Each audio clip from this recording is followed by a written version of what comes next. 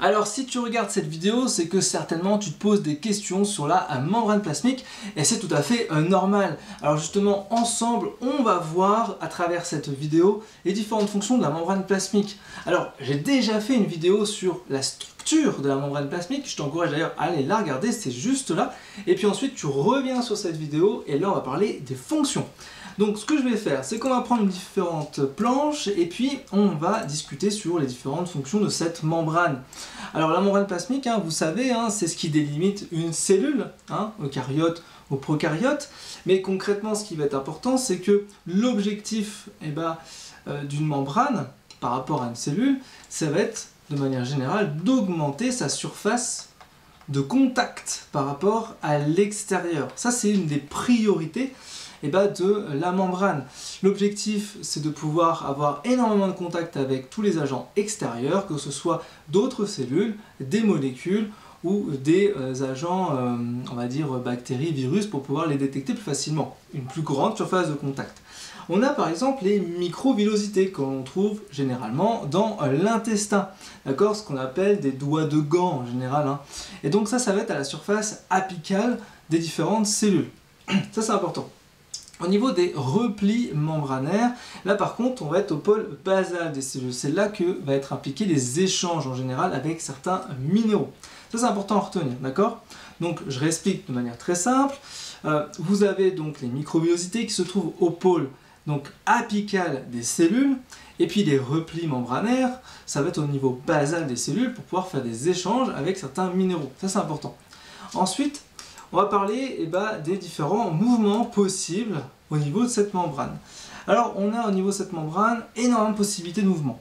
On a des mouvements qui sont ce qu'on appelle spontanés. Donc les mouvements spontanés, c'est des mouvements latéraux ou de rotation. Donc je vais écrire ça comme ça. Donc les mouvements spontanés.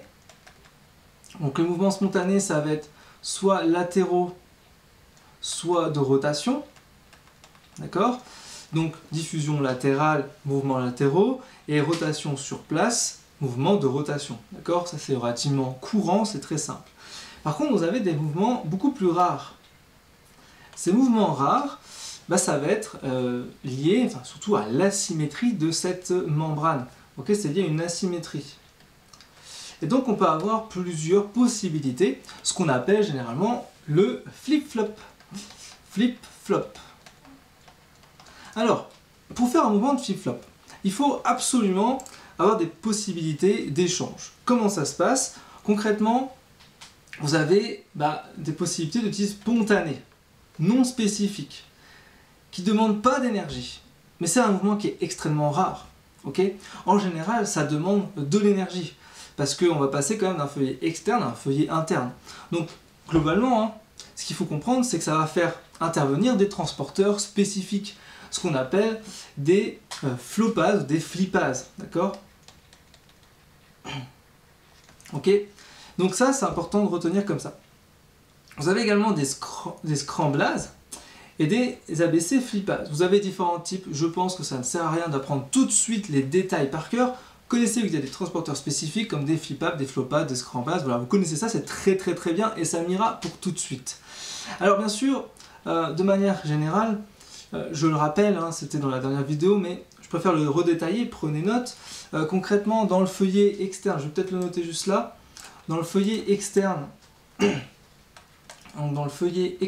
d'une cellule, au niveau de la membrane, en général, on va avoir quelque chose plutôt riche en phosphatidylcholine, d'accord, en glycolipides, et puis en cholestérol. Par contre, au niveau du feuillet interne, on va avoir plutôt d'autres éléments qui vont être des phosphatidylsérines, phosphatidylethanolamine. Voilà. Donc ça, c'est important que vous puissiez comprendre ça. Et qu'est-ce qui va se passer à ces endroits-là? Les transports, ils vont pouvoir agir au feuillet externe grâce à la floppase. Floppase, flippase, comme vous voulez. Et puis au niveau interne, là, ça va être une translocase. Alors maintenant que nous avons vu donc le feuillet externe avec la flopase, avec le feuillet interne avec les translocases, ce que je vous propose c'est qu'on aille voir du côté des jonctions. Donc vous en avez de différents types, hein. On a les jonctions étanches. Ok, donc ces jonctions étanches en général elles vont permettre de souder les cellules entre elles, donc ça c'est hyper important à comprendre. Donc on a les jonctions serrées, les jonctions septées, ok, serrées et septées, ok, de manière très simple. Ensuite on a ce qu'on appelle les jonctions d'ancrage. Les jonctions d'ancrage, concrètement ça va être la possibilité d'attacher les cellules avec leur cytosquelette. Là on voit bien, là on a le cytosquelette des cellules, d'accord, voilà. Et donc en fait, il faut savoir que ça va faire intervenir des filaments d'actine. Donc on aura des jonctions de type adhérente, donc avec des jonctions adhérentes, je vais le noter parce que c'est important. Donc adhérente, c'est-à-dire que ça va faire intervenir ce qu'on appelle des cadérines. Voilà. Ensuite on a les jonctions qui vont faire venir des contacts focaux, c'est-à-dire faire intervenir des intégrines. Voilà. Et puis ça c'est pour les filaments d'actine, d'accord? Filaments actine. Ok? Par contre, il existe d'autres possibilités. On a ce qu'on appelle les filaments intermédiaires. Les filaments intermédiaires, voilà. Donc là on va faire intervenir des desmosomes et des hémidesmosomes. Voilà, donc ça c'est à connaître, hein. Ça c'est à connaître. Donc on a les filaments d'actine pour faire des jonctions adhérentes, hein, cadérines et intégrines, et les filaments intermédiaires permettent aux desmosomes et aux hémidesmosomes de faire l'ancrage. Ok, c'est de l'ancrage, des jonctions d'ancrage. Et puis la dernière catégorie, c'est communicantes. Des jonctions communicantes qui ont pour fonction donc, de permettre de communiquer entre les différentes cellules, d'accord? Donc ça va former des canaux entre ces cellules-là pour transmettre un signal, d'accord? Donc vous avez ce genre de structure avec des canaux, d'accord? Mais on a aussi par exemple les neurones avec les synapses, d'accord? On peut avoir des communications entre ces différentes synapses, et là ça va donner lieu à des molécules, comme des molécules d'exocytose qui vont permettre de revenir, ça transmet un signal, d'accord? Donc voilà, vous avez ces trois jonctions à connaître. C'est hyper important de connaître ces jonctions-là. Maintenant, on va aller voir au niveau des transports. Alors, il faut savoir que concrètement, dans une membrane, vous avez la possibilité de faire du transport sans mouvement de membrane ou avec mouvement de membrane. D'accord? Donc là, on est dans le cas où il y a sans mouvement de membrane. D'accord? Il n'y a pas de mouvement de membrane. Je le dis parce que ça tombe souvent en QCM. Alors, vous avez bien sûr différentes possibilités. En général, pour passer la membrane, il faut avoir une notion de liposolubilité. Ça, c'est important. Et bien sûr, ça va être aussi défini par rapport à la taille de l'objet. D'accord? Donc, liposolubilité, taille de l'objet. Ça, c'est les conditions. Liposolubilité et la taille de la molécule de l'objet. Ok? Voilà. Si vous avez ça qui est en action, là, c'est bon, vous pouvez passer. Par contre, vous pouvez passer, mais de différentes manières. Et c'est là qu'interviennent les différents types de transport. Alors concrètement, on a la diffusion simple, diffusion simple, qui est vraiment la plus simple des diffusions. Donc ça va concerner les petites molécules hydrophobes, comme l'oxygène, comme le CO2, mais également les petites molécules hydrophiles, comme par exemple l'eau ou l'urée. D'accord ? Ça c'est ok, on comprend le principe, ces petites molécules, elles passent, il n'y a pas d'énergie, c'est nickel. Ensuite on a les transports de type passif. Alors, vous avez les transports passifs qui n'ont pas de perméase, donc en fait on a les transports avec des canaux, donc les canaux potassiques, canaux protéiques, qui permettent de faire généralement plutôt des échanges avec des minéraux, Na, Cl, etc. Pour faire passage de minéraux. Il y a quelques molécules également qui peuvent passer à travers ces canaux. Et puis bien sûr, vous avez les transports sans perméase. Je vous rappelle que les perméases, là et là, ce sont des enzymes toutes particulières qui ont pour fonction de permettre des échanges. D'accord ? Et donc vous avez un transport qui peut être passif, sans action, comment je dirais, sans énergie. Donc vous avez transport passif sans énergie, d'accord, mais avec perméase, c'est possible, d'accord. Dans ce cas-là, ça va être dans le sens du gradient, et ça nous va très bien, super. Et vous avez bien sûr les transports actifs, donc là ça va nécessiter de l'énergie sous forme d'ATP en général, avec une perméase, d'accord.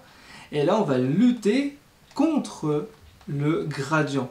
On va aller au contraire de ce gradient, d'accord. Donc on va, au lieu d'aller comme dans le sens ici, on va aller dans le sens vers le haut, du bas vers le haut, d'accord. Donc c'est très important de comprendre ces 4 possibilités de passage entre une membrane, ok. Donc voilà, ça c'est hyper important de retenir ça. Alors maintenant on va aller dans une autre fonction de notre membrane, qui est la possibilité de faire 2 catégories de choses. Je vais la mettre juste par là, comme c'est plus simple. Alors bien entendu, on va appeler les différentes catégories. Donc on a la première catégorie qui est la phagocytose. Ça sert à quoi la phagocytose? Tout simplement, rappelez-vous, la phagocytose, ça permet d'éliminer des étrangers. Les bactéries, les virus, tout ça, ça nous permet d'éliminer. Et on va former ce qu'on appelle un phagolysosome. Phagosome, phagolysosome. Lysosome, je rappelle, c'est un organite qui permet de faire la destruction des déchets. Okay, donc du coup, comme ils sont énormément munis de pompes, pompes acides, H+, du coup c'est hyper pratique parce que ça va détruire la bactérie de l'intérieur et l'éliminer à l'extérieur. Ça c'est la phagocytose. Ensuite on a la pinocytose.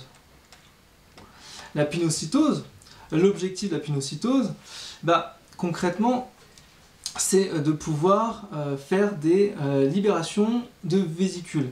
Donc là, on va une vésicule qui va par là, hop, elle va rentrer dans une vésicule, d'accord? C'est pas du tout spécifique ça. Ça peut arriver à tout moment et c'est vraiment à tout instant, c'est possible, d'accord? C'est une molécule qui peut rentrer dans la cellule sous forme de gouttelettes en général, d'accord? Ça forme une micelle interne, une vésicule. Et ensuite, on a le système d'endocytose. Alors l'endocytose, par rapport à la pinocytose, c'est que c'est spécifique, d'accord? Donc je remets, ça c'est important, c'est des pièges de QCM. Ici c'est non spécifique, alors qu'ici c'est spécifique. C'est-à-dire que si c'est spécifique, ça veut dire qu'il y avait eu l'intervention d'un récepteur. Et si on a un récepteur membranaire qui intercepte justement un signal, et qui va par exemple créer des vésicules, donc par exemple l'endocytose par vésicule à Catherine, on a ce genre de choses, c'est les récepteurs par exemple LDL, cholestérol, tout ça, ça permet justement de faire rentrer des molécules, des agents dans la cellule, mais de manière spécifique, okay, parce que c'est voulu. Okay, ça c'est important à comprendre. Et ensuite on a le phénomène inverse. Le phénomène inverse, c'est tout simplement de faire l'exocytose. Alors, les exocytoses, on avait de 2 types. Les exocytoses, vous avez une exocytose qu'on appelle constitutive. Donc en fait, c'est un phénomène qui est généralement permanent et qui va permettre de maintenir de manière stable à la surface de cette membrane plasmique, d'accord? On va pas aller beaucoup plus loin là-dessus. Ensuite, on a l'exocytose qui va être régulée. Alors cette exocytose régulée, elle nécessite un stimuli. On le voit ici, on a forcément un stimuli. Donc on doit avoir un signal. On doit avoir un signal. Ça c'est hyper important. D'accord? Donc voilà. Retenez ça. Il y a vraiment de quoi faire là. Rien que ça, il n'y a rien de quoi faire. Donc je répète de manière générale tout ce qu'on a vu là. Pour que vous ayez un peu les idées claires sur les différentes fonctions. Donc première chose, au niveau de la membrane, augmentation de la surface de contact. D'accord? Ensuite, les différents types de mouvements, les mouvements possibles, latéraux, rotation, flip-flop, okay, avec des possibilités nombreuses. Ensuite, on a les différentes jonctions, okay, à connaître, c'est hyper important. Et on a bien entendu les différents transports possibles. Et on a également les phénomènes d'endo et d'exocytose. Donc endo, exocytose. Ok? Et bien entendu, il y a la fluidité membranaire, mais j'ai déjà expliqué ça dans la dernière vidéo. Donc voilà, j'espère que cette vidéo t'a plu, que tu as pu avoir des éléments d'information, que justement ça a permis d'avoir un peu plus ces idées claires. Je te conseille de prendre la vidéo étape par étape et de noter bien tranquillement dans ton coin avec une fiche tout ce que je viens de dire et de refaire par toi-même une fiche pour que tu puisses avoir les idées claires et puis que ça soit beaucoup plus simple à apprendre. Alors bien sûr, si tu veux aller beaucoup plus loin, si tu veux pouvoir t'entraîner dans les QCM, tu vas avoir directement la fiche de cours associée à ce cours et si tu veux avoir tous les autres cours bien entendu en fiche et avoir également les cartes mentales, avoir les QCM, les exercices, tout ce qui est associé, que ce soit cette matière ou une autre matière, j'ai mis donc l'information en description. Je te conseille de la suivre, ça aide beaucoup d'étudiants. Et puis bien sûr, nous, on va se retrouver pour une prochaine vidéo sur la biologie cellulaire, mais sur plein d'autres matières. Donc suis l'affaire, bien sûr, il faut t'abonner si ce n'est pas encore fait. Donc je te conseille de t'abonner, c'est juste là. Et puis de rejoindre le groupe de la Team Elite si ce n'est pas encore fait. Pour ma part, je te retrouve pour une prochaine vidéo. À très vite, ciao ciao!